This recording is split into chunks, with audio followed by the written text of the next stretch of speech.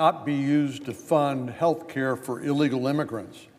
Border Patrol talks about push factors and pull factors. One of the pull factors for illegal immigration is the knowledge that people will be able to receive various benefits once they make it into the country. We need legal immigration, which has been one of the greatest gifts to our country we've ever had. Illegal immigration has been an unmitigated disaster. But here the problem is states are using their Medicaid funds to pay for health care for illegal aliens. We don't want to, for the safeguard for our citizens, our seniors and most vulnerable individuals to be dissipated on behalf of people who should not be here in the United States in the first place.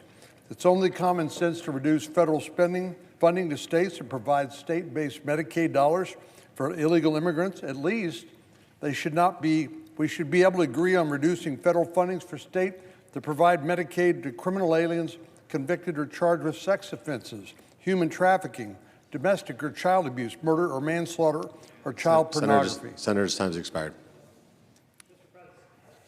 I recognize the senator from Oregon. Mr. President, I raise a point of order that the pending amendment violates the Byrd Rule, Section 313B1D of the Congressional Budget Act of 1974. Senator from Texas. Mr. President, pursuant to Section 904 of the Congressional Budget Act of 1974, I move. Mr. President, once again, Republicans have chosen the comforting embrace of partisan politics, but here's a few facts to cut through the noise. 0 federal dollars are spent on health coverage. Second, this policy dictates how states spend their own funds. What happened to states' rights? Third, this policy violates innocent until proven guilty, because it even talks about those charged with a crime.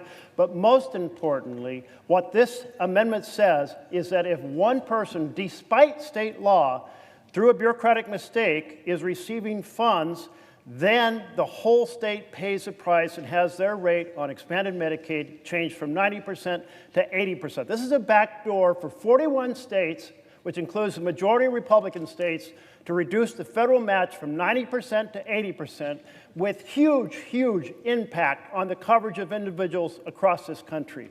Haven't we done enough damage already to the fundamental principle of health care without this collective punishment of American citizens by reducing the state funding from 90% to 80%? I renew my point of order.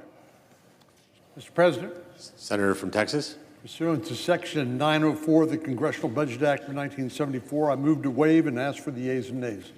Is there a sufficient second? Yes. There appears to be. The clerk will call the roll.